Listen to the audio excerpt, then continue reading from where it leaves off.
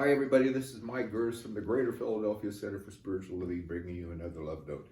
And Wonder Dog Yoga decided to retire early this evening, so it's just me. Hey, I want to talk to you today about what you believe, and what you really believe, and what you know. Now, what's the difference? Well, you might believe something is true. You might really have faith that something is true.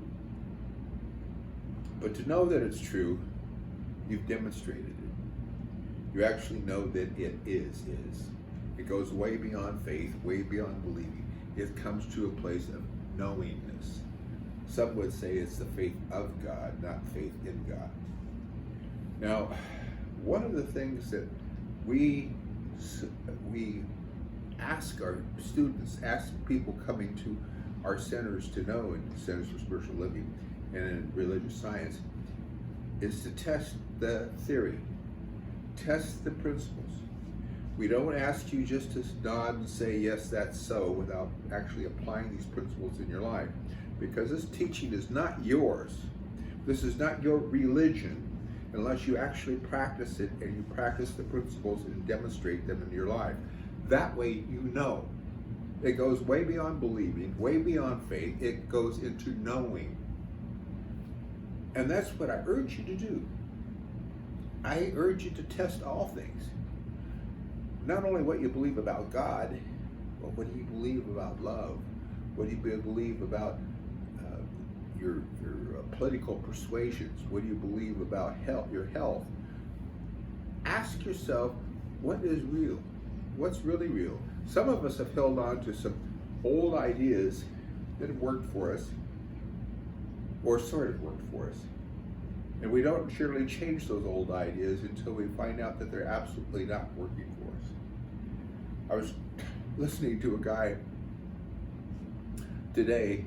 Of course, we see people on Zoom today these days. We don't meet them in person anymore. But a guy today that he said that he recognized that every time he ate sugar, his blood sugar would go up, and he could find himself wind up in the hospital. He came to this brilliant conclusion that if he gave up sugar, if he gave up sugary substances, that he wouldn't wind up in the hospital. You know, to us, we would say, duh, but there may be things that you're doing in your life. Let's say, for example, your size. Is your size a little ample? Is it more ample than you would want it to be? Now, why is that? Do you believe that if you just drink diet sodas, that's all you need to reduce yourself to the right size, perfect weight? Probably not so. I think it has to do with what we really see ourselves to be.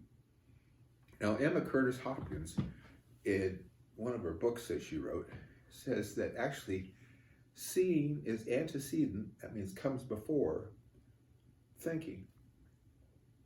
So if we can see ourselves as being the type, having the type of body, to having the type of life that we want to have, that we know is within us, seeking to be expressed, we have a good opportunity to actually embody that spiritual prototype. So what I ask you to do is think about, not only test all things to see whether they're true, but take a look at the things that you know that you need to change, that know that you want to change. Things maybe you've been working for 40, 50, 60 years to change, or maybe just since last week. And visualize what that looks like. See in your mind's eye what that looks like. And allow those ideas to come to you. And then see yourself being, doing, having that experience from that standpoint. And then allow the ideas to come forward that support that visualization, that support that imagination.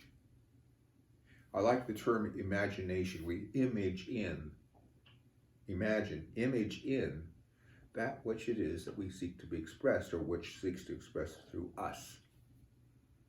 So that's all for tonight.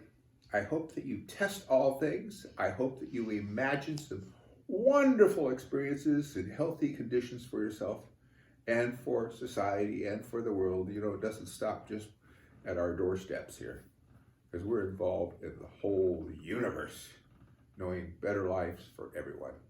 For this, we give thanks. Goodbye.